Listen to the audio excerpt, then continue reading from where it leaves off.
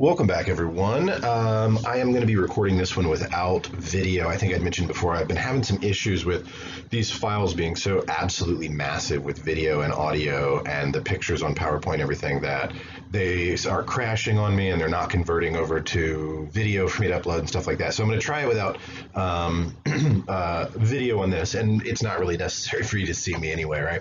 So this is the third part of our conversation about kind of pseudo-archaeology and this kind of stuff, and where this comes from and some of the claims that are out there. And after discussing aliens, one of the things that's interesting is that some people claim maybe it wasn't aliens, maybe it was actually a lost civilization, an unknown civilization on Earth that sailed around the world, or some claim flew around the world many thousands, potentially even millions of years ago, but often, thousands of years back, and taught all of these different people how to do that. How to build pyramids and temples and farm and have irrigation and stuff, right? That's a pretty extraordinary claim. All of the evidence indicates that, we started farming maybe 10,000 years back. So this idea that there was an extremely advanced civilization 10, 15, 30,000 years ago, that's a pretty extraordinary claim, and one that you'd really need to back up. Unfortunately, we find that it doesn't get really backed up, right? This is one of the most famous examples of this, a guy named Graham Hancock, who wrote this book, Fingerprints of the Gods. It, too, was a massive international bestseller, and he sold millions of copies.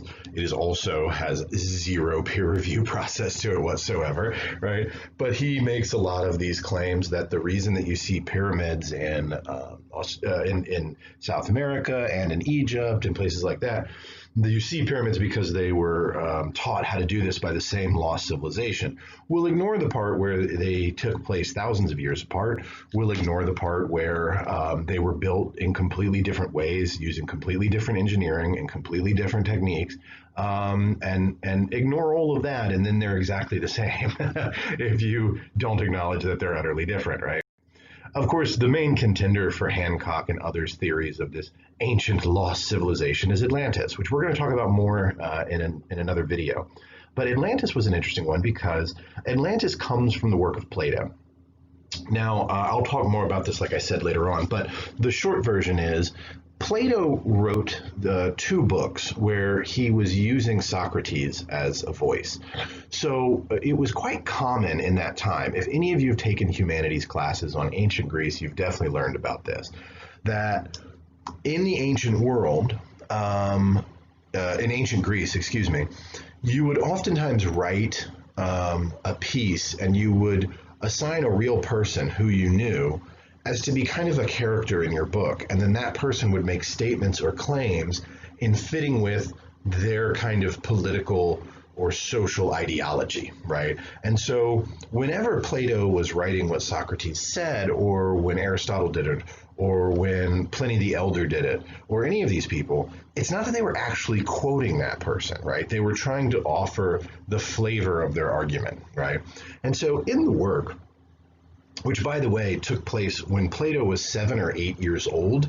And so he heard Socrates explaining complex political theory at 7, but somehow memorized it and managed to write it down 20 years later. I doubt that very much. And so, again, it didn't happen, right?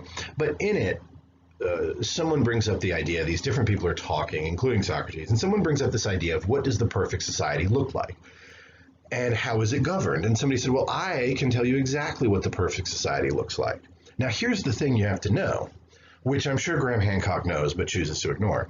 In ancient Greece, it was illegal to criticize the government. You couldn't talk trash about the government and senators and how they were ruling, right? They put you in jail for it. They kill you for it, right? They ultimately killed Socrates for it. And so he can't say, Greece is fucking up and these guys are morons. So he can instead say, well, this other form of government is best. Now, he can't pick a real country, because if you're praising another country, it is an inadvertent way of putting down Greece. And so he invents this country, right? That he invents this civilization. The civilization is called Atlantis. It is filled with Atlanteans, and it is located in the Atlantic Ocean. I mean, this is about as cheesy as it could get, right? He's clearly being funny, right? And making this up. And in it, he says, oh yeah, this is Atlantis. It's an island in the Atlantic Ocean off the Straits of Gibraltar, which is that kind of spot between like the Iberian Peninsula, which is like Spain and Portugal, and North Africa. So it's right off there, right? It's right off the coast. He said it's a city and it has 7 concentric rings and all this kind of stuff. And then he goes on to talk about it. Well, again, we know absolutely that, one, what he was doing was criticizing the government indirectly. There's no other mention of this anywhere. And even the story, Plato makes up a thing. He says, oh, well, the guy relaying the story says, oh, my father heard about this from his father, who heard it from his father, who was traveling in Egypt many years ago and heard from this very learned man, right? Who actually also wasn't real, right? He was just making up. It was world building, right? It's like Harry Potter or Game of Thrones. He's world building. He's making something cool that sounds neat. But nobody alive at that time even remotely thought that it was real. Nobody alive at that time was like, holy shit, we should go find Atlantis, right? Everybody knew what he was doing, which is why nobody really talked about it for a really long time, because people weren't like, hankering to discover these people. They weren't there, and everybody knew that, right? And given modern technology, we've actually looked, right? We've mapped around on the ocean floor in Atlantis there, and guess what? Or excuse me, in the Atlantic Ocean there. And it ain't there. There is no Atlantis, because there never was. In the story, it says that there was an earthquake and a tsunami, and Atlantis sunk to the bottom of the ocean. This extremely advanced civilization that later on people are claiming that they were, sailing around the globe. Maybe there's hints that maybe they were flying or had hot air balloons, but they built this magnificent city. It's not there. We looked all over the place, right? We have submersibles, we have submarines, we have scuba diving, we have cameras, we have sonar, we have imaging systems, and it's not there because it never was. Well, maybe it was somewhere else, because that's what everybody claims now, right? We seem to have misplaced this continent, and people have tried to say it's in the Atlantic Ocean, or maybe it's in Japan, or maybe it's in the Caribbean, or maybe it's off the coast of South America. There's on and on and on, right? And it's funny because everyone takes what Plato says, pretending to take what Plato said as the gospel, right? That, oh, this was absolutely a real civilization because he said so. But we go, okay, well, he also said that it was in the Atlantic Ocean, and it's not. And it's like, well, that part he got wrong. It was somewhere else, And so it's picking and choosing, which is a common fallacy and sort of weak arguments, But this is no different than, the modern equivalent would be YouTube trying to convince people that the Earth is flat, right? It's just nonsense. Plato was not trying to describe a lost civilization. He was trying to make a political critique, But he does bring up this point. Graham Hancock and others brings up this point. Well, aren't there all these similarities, and aren't these all these mysteries out there and stuff? Well, no, not really, if I'm honest with you, right? This is a pyramid in Central America. This is in Mexico. This I'll show you another picture of this later. This is at Chichen Itza, which is a beautiful ruin. I've been, and I highly recommend it, in the Yucatan Peninsula.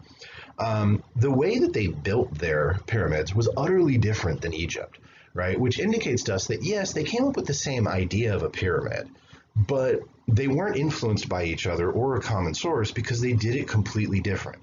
Many times in the Aztec and in the Inca world, what you would do was people paid their taxes through labor, and so everybody would have to bring a certain number of stones or rocks in a mesh bag, and you'd throw those in a pile, and then you would actually stack up stone above it. Or sometimes they would just have people dig dirt and make a big dirt mound, and then they'd put stone over that because it was a lot easier. You didn't have to have so many nice, perfectly cut stones, right? Well, that's not what the Egyptians did. The Egyptians actually cut their stones and stacked them all the way up. So it's a completely different technique. It also looks real different. The Maya decided to have stepped pyramids, like what you see here, right? It looks like a big staircase leading up the side. Egypt did build those, but ultimately decided that they liked true pyramids more, where the sides are more smooth. Likewise, Egyptians had chambers inside of their pyramids. The Maya and the Inca and the Aztec never did. They didn't have chambers inside of them. The only room here is that building that you see on the top. That's it, okay? Also, they serve totally different purposes. For the Maya, this was the equivalent to kind of a church, right? Priests would go up to the top of the pyramid and perform ceremonies to the gods and those kinds of things. Whereas for Egyptians, they would have a church by it, but the purpose of a pyramid was actually a grave. That's where the pharaoh would get built, right? So they're built different, right? They look different. They're constructed for a different purpose. They're used in different ways. They're architecturally not similar, but supposedly they got the plans to build these from the same place. That doesn't seem to make a lot of sense to me, right? And there's other things that you'll hear. Oh, these guys. This is a picture of the Lord Pakal, the ruler of Palenque, and on this we know a great deal about their lives because we have the written writings from these guys. Mayan hieroglyphics explain a lot of what you're actually looking at here. And this is actually Lord Pakal performing ceremonies to protect the land of the living. What's growing out of him is the equivalent to what you and I might call the tree of life, right? It's a representation of like creation and everything on earth. Below him, and this looks kind of weird, is actually what we often call the earth monster. This guy right here. This is his eyes, right? And this down here is his bottom teeth. He's got these nice big earrings right here, all of this kind of stuff, okay? So that's actually the earth monster that you're looking at. And the earth monster was very feared by the Maya because he caused earthquakes, right? Which was an extremely dangerous environmental hazard for them. And so the job of the ruler in the Maya world was actually to maintain the cosmic balance, that the earth monster and other deities like the hurricanes were sent by the gods. These things were out to destroy Earth. And the job of the ruler was to protect it. And so this is where, a minute ago, I showed you a slide that said the Maya collapse. I'll come back to that. These guys were performing rituals up on top of those pyramids to keep the gods happy so that they wouldn't wipe out humanity, right? So that they wouldn't send a devastating earthquake or volcanic explosion or hurricane or something and kill everybody, right? And so the ruler, the king, had to do this. And the way that he did this is that you have to understand that for the Maya, the gods ate blood, right? They consumed blood. Now, these are deities. They don't just want anybody's blood. I mean, I'm a peasant. They don't want my blood, right? They want royal blood. Royal blood has power. And so what these rulers would do would be take pieces of like twine with thorns in it, and they would cut holes in their lips or in their tongue or also in their genitalia, and they would pull the string with the thorns on it through. And this like twine would soak up blood. They'd dry it, and then they would burn it, and the blood would burn and go up in smoke up into the heavens, and that kept the gods happy. And that was why I was, willing as a peasant in the Maya world to work for the king, and he's got this great life, and I'm down here in the field busting my ass. He's living up on top of the pyramid, with concubines and being fanned, and somebody's feeding him grapes or something, right? But I'm willing to do that because he keeps me and mine safe through these things. Now, according to Hancock and others, this is actually evidence that the Maya had airplanes, and he's actually sitting at the controls of a flying spaceship or airplane or hot air balloon or some damn thing, right? And that might make sense if you don't know anything about the Maya world. Also, it might make sense if you ignore the fact that at no time ever do they say that, and at no time ever anywhere in the history of excavations for 150 years in the Maya world have we ever found anything remotely resembling a craft of that kind, right? But it also gets into this idea of the Maya collapse. So some people say that the Maya disappeared. Well, the Maya never disappeared, okay? Hell, there are still 5 million Mayan-speaking people in Mesoamerica right now, okay? They didn't disappear. What happened is they changed their social order. The last time that we can document them building like one of these pyramids or one of these big temple complexes is in the 850s AD, right? Is about 850 AD, give or take. And after that, they stopped building them. And people said, the aliens came back or the Atlanteans came back. And they vanished, they disappeared. That's utter nonsense, okay? That's nothing could be further from the truth. What happened was that there was a change in the political order. I just told you the role of the king, right? The king gets a good life. And I work for him and I pay my taxes, and he takes some of my grain and he takes some of my, livestock, and he takes all of this kind of stuff. But in exchange, he keeps me safe. Well, some things started happening in the 800s. Some of it was human induced and some of it was not. So some of it that was not was that there was some climate change, right? And there was less and less water and rainfall, right? So some things started to shift.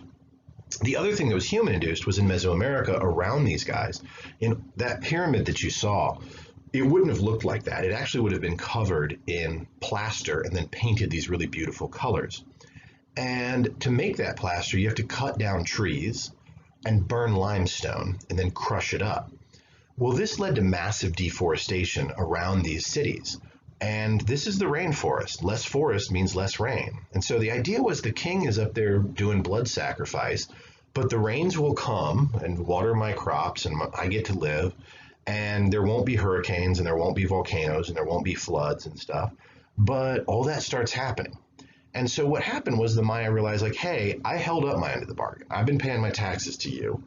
I've been working for you. I've been building you pyramids, and you're not holding up the bargain because the rains haven't come and my crops failed. So why the hell am I going to keep building you pyramids, right? But in order to understand this, it's a lot more sexy to say it was UFOs or flying Atlanteans than to sit down and have a nuanced conversation about the values and worldview of the ancient Maya, right? Some of the things, this is just kind of a funny one. I also realize that I have a misspelling here. This is supposed to say the shadow of the plumed serpent, as in feathers, right? But autocorrect decided I meant plumber.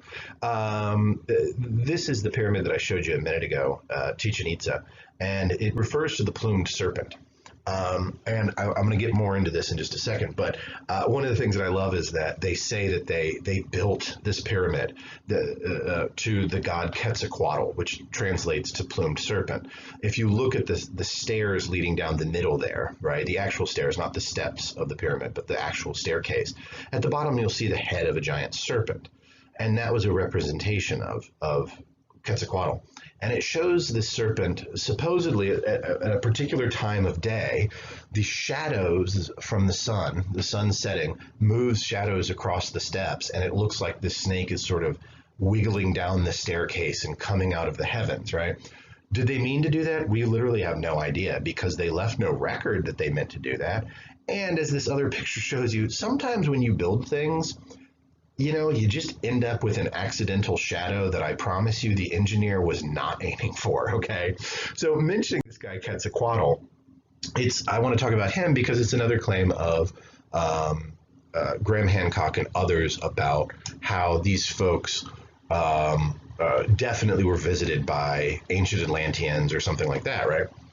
And the story is Quetzalcoatl was supposedly represented by a white-skinned man with a beard and his servants who came from the east on a sailing ship and taught them how to do really awesome things like farm and build, right? Well, hell, that sounds like exactly what you'd expect to hear, right? If it was Atlanteans, right? White people, because, I mean, Atlanteans were in Europe, basically, so, I mean, they'd be pretty fair-skinned, right? They'd have beards, right? They'd be on big-ass, three-mast ships. Like, well, Josh, isn't that proof that the Atlanteans came? No, it's not, and you have to, again, have a more nuanced understanding about the Maya. The Maya calendar, which came into prominent discussion in 2012, which we'll come to, is round, okay? Now, what I'm showing you here isn't the Maya calendar. That's actually the Aztec calendar, which they adapted off the Maya calendar. I show you that because when all of these people that are making all of these claims start talking about the Maya calendar, they actually usually show you the Aztec calendar, which is a completely different culture that existed centuries later, right? So they don't know what the hell they're talking about, okay? That's the Aztec sunstone. It's located in Tenochtitlan, what is today Mexico City, the capital of the Aztec Empire. It's not Mayan, right? But the Maya calendar actually was round, okay? But it was round because that reflected how they thought about the world. You see, you and I have a linear calendar, and if today is July the 7th, 1950, it will never be July 7th, 1950 again. Time is a line that goes one way. But they didn't think about the world that way. They had a different vision of it. For them, a calendar wasn't just a recording of days, it was also ceremonial and sacred, and it was a history of what has happened. And since it's round, time keeps going in a circle. And so anything that has happened will happen again, and anything that does happen has happened before, right? Makes sense. But this, and the Aztecs later actually accepted this, okay? The stories about Quetzalcoatl and the idea that he was a white man that came out of the East were not around. He was literally, like, they viewed him as literally a serpent, a snake, a big ass snake, covered in feathers, right? A plumed serpent. That for centuries was how he was to the Maya and to later the Aztec. But after the Aztecs were conquered, right, by the Spanish conquistadors, they had a bit of a problem because our calendar says that nothing new happens. And the Aztecs had never been conquered before. They were an extremely aggressive people, very smart, very well-trained soldiers, very warlike. They never lost a battle, okay? They kicked ass everywhere they went. But then they lose. And that's a problem for us, right? Because if we're the Aztecs, nothing new can happen. Time is a circle. And so it was quite a long time after the conquistadors conquered them, right? And Moctezuma is overthrown and all of that, and Cortez and all those things went down. Suddenly then a priest comes up with some document that says, no, it's okay. This happened before. It was Quetzalcoatl, who is no longer a serpent and is no longer plumed, but in fact is a guy who was white with a beard on a sailing ship from the East. See, so it's okay that we were conquered because this happened again. So you don't have to rethink your entire religious cosmology. You don't have to question your faith. You don't have to question the political leadership. We knew that this was going to happen because it happened before. See, I've got it right here where I wrote it down, right? And you don't have to worry either because, yes, we were conquered by them, but in the end, the way it happened before was he taught us how to do all this cool stuff like farm and raise animals and build pyramids. And so these guys just conquered us, yes, but they're going to be like that too because history, of course, repeats itself. So they're going to show us all these amazing new technologies and teach us all this stuff. So it's good. Everybody calm down. All right. But again, you need a more nuanced understanding of that, right? And instead, you have people coming along in 2012 saying, oh, the world's going to end. They have a round calendar. It never ends. They don't have an idea that we do of like the end of the world, the way that like a Judeo-Christian worldview talks about like Armageddon and the end of the world. They kind of thought that was a stupid idea. They were like, how do you mean the world would end? Like, look around. It's the world. It's everything. How would the world end? Like, that doesn't make sense to them, right? So it's a much more nuanced thing. Now that brings us to Egypt, of course, the land of all of this, right? So much of the speculation. And I'm going to try to quickly explain a couple of things here about Egypt. These are the pyramids at Giza. This is actually the burial place for 3 different pharaohs. Their names were Khufu, Khafra, and Menkaure. We know how they built these. We know where the stone was quarried from. We have found the quarry. We found the tools that they used to cut the stone from that quarry. We found the architectural plans. We know the name of the architect for some of these, right? We know a tremendous amount about this. And unfortunately, for a lot of people that try to write these sensationalized accounts about mysterious lost civilizations, they either are not properly trained and do not know where to find this research, or more likely simply do not look for it. Because again, saying aliens is a hell of a lot more interesting of a story, and it gets you to pay attention more so than me sitting here and saying, let's have a deep dive into the cosmological worldview of an ancient civilization and their relationship with the natural environment. Let's be honest about what's more sexy and fun. That or like alien Bigfoot came down. I don't know, whatever, right? So we know a lot about these, and we know what they were for, and we know how they developed, right? So the purpose of the pyramids was not just to act as a burial place for the pharaoh, but was to protect the burial. The ancient Egyptians believed that, and I think I mentioned this before, in order for your body to exist, or your soul to exist in the next world, your body must stay intact in this world. And so if my body gets destroyed here, it'll destroy my soul. Plus, everything that I'm buried with in this world, I get to take with me to the next. So everything from plates to food to servants. Sometimes they would like kill slaves and bury them with it so that you have servants in the next life. If you're the pharaoh, that means you're going to have horses and you're going to have chariots, literal full-size chariots. You're going to have gold and jewels and wealth and a throne and all of this stuff because you want that nice shit in the next life, right? But that's, you got a golden chariot and I'm a farm laborer. That's more money than I'll make in 1,000 lifetimes. You better believe I'm going to loot your grave, right? We all would. And so this started out in what was called the Old Kingdom. The very earliest parts where Upper and Lower Egypt become united and stuff. They started by just burying them, right? They would just dig a shaft, they'd put all their stuff in there, and then seal it up, right? Well, that didn't really work, and people kept breaking into it. So one of the things that they started doing is building what's called a mastaba, which just translates to bench. And you can see this in the top picture there. It's basically just a big mud brick thing that they would plop down on top of it, right? And later on, they'd even make like a little chapel on the side and things like that, But so they just plop this on there. Well, we see them burying them just in the dirt for quite a long time, right? They invented this idea of the burial for them. And that goes on for a very long time. And then somebody starts building a mastaba on the top. And that goes on for a really long time. And then somebody comes along and says, I'm the pharaoh. I'm a god king. I'm a living deity.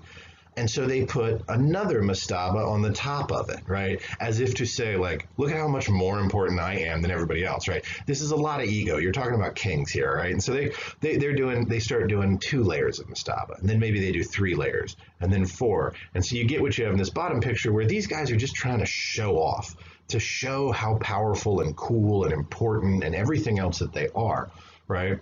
And they start just building them up in this way. And then ultimately they come to the idea of a pyramid, right? And we get to a guy named Sneferu. Sneferu was a pharaoh who was the great pyramid builder. They'd been doing this mastaba thing for a while, but he comes along and he's like, I don't want some janky ass, thing. I want a real pyramid for my grave, right? And so his architect starts building it, and he starts at the pyramid at Medium. And he doesn't do it right. He starts with way too sharp of an angle, and they realize we'll never be able to build this. It's going to be completely unstable. It's going to crumble. It will fall down. And this is for a god. It's supposed to last forever, right? And so they start building it up, and then they just have to turn it into another little step pyramid thing, right? And they go, and then of course Sneferu's, he's the pharaoh. He's not going to be buried in this half-assed piece of junk, right? So he says, start over again. So they start building another pyramid, except they still didn't get the angle right. It wasn't quite as bad, but they still screwed it up. And this is why we call it the bent pyramid, because they get about halfway up and they go, oh crap. And so they angle it in really, really quickly. But again, the pharaoh's like, you are not going to bury me in the trailer park version of a pyramid. Get the hell out of here. Start over again. So on the 3rd try, they finally get the angles right, and they build the red pyramid, right? Which is the first true pyramid built in Egypt. And I'll say, it's called the red pyramid because it is kind of red. The stone that they quarried is like a reddish stone, right? So, but apparently, like if as so many people like to claim, ancient aliens landed in Egypt to teach them how to build. Apparently, aliens have figured out faster than light travel, deep space travel. God only knows what other technologies would be necessary for that. Suspended animation, cellular embryo growth. I have no earthly idea what. They know all of that, but they apparently don't know how to teach geometry.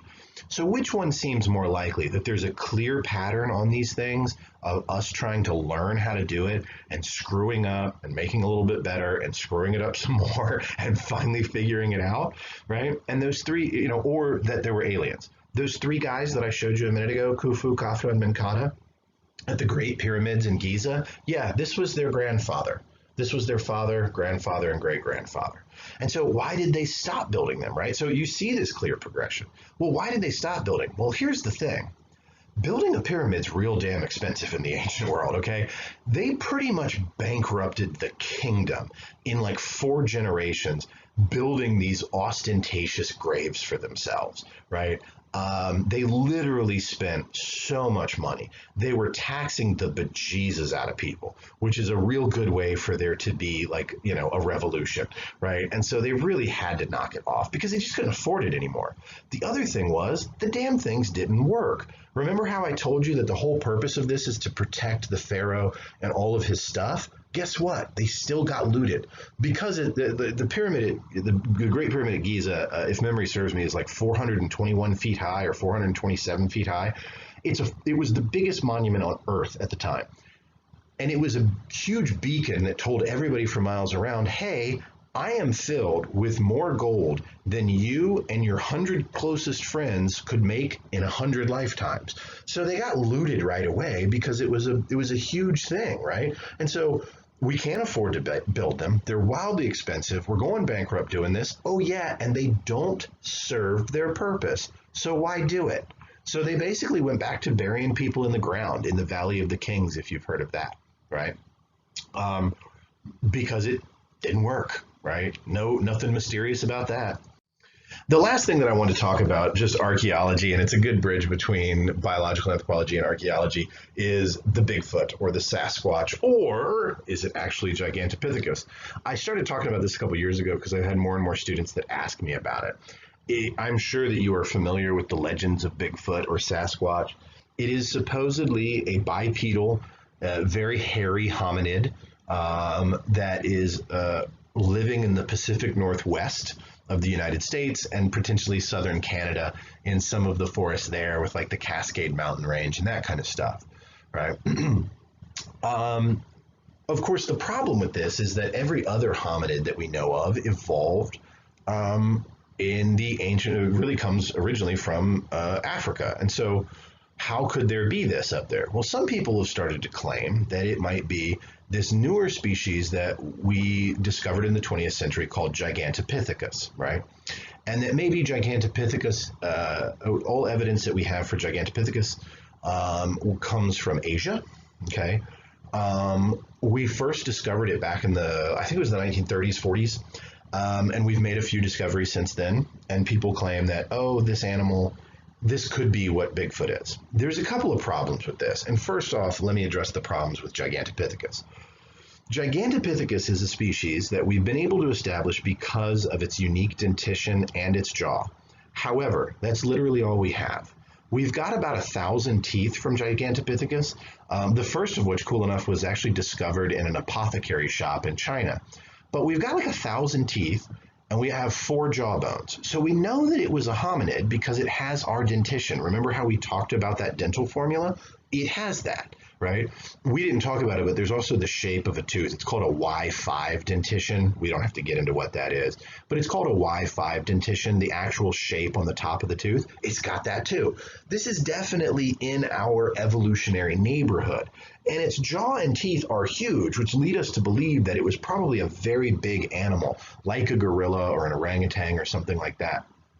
But this picture that you see of this guy putting together this model of it is absolutely, positively pretend time. We don't know what they look like. How the hell do I know if it's an upright walker or a quadruped if I don't have a pelvis, if I don't have leg bones? I don't. And this is why, while museums like talking about this stuff, kind of disreputable museums, anthropologists are not out there trying to make claims that Gigantopithecus was big, but some people are like, oh, it was probably 8 or 10 feet tall. We don't know that. We can't tell that from a jawbone. We had a leg maybe, but we can't tell that from a jawbone. And so we don't make a huge amount of claims about Gigantopithecus. It's other people that have decided what this thing might represent. We're in the background going, wait. We don't have evidence for that. We don't know if it was a biped. We don't know how tall it is. We don't know how much it weighed. We don't know how much hair it had on it. Like, we don't know any of this stuff, right? And so, yeah, it's probably a pretty big animal. You can look at the jawbone. It's a big animal. But we don't know anything else about it, right? Addressing the idea that this might be Sasquatch, it gets into the question then of, okay, we have found, even knowing little about it, as I said, we found more than 1,000 teeth and 4 jawbones in Asia. One, how did it get to the New World, right? It took human beings 85,000 years to figure out how to get to the New World. How did this guy get to the New World, right? How did he make it to America in a large enough population number to be a viable population, right? Because 2 Gigantopithecines showing up is not enough, right? You're gonna have so much inbreeding, they'll die out. So I'm talking about dozens and dozens and dozens and dozens and dozens of them made it from what is today China up through Russia, across the Bering Land Bridge. Oh yeah, the Bering Land Bridge wasn't there at that time. It was actually completely covered in ice. Made it across thousands of miles of absolute and total Arctic tundra wasteland, and then turned right, headed south, and ended up in the Pacific Northwest. How did that happen? Why would that happen? What animal would logically do that, right?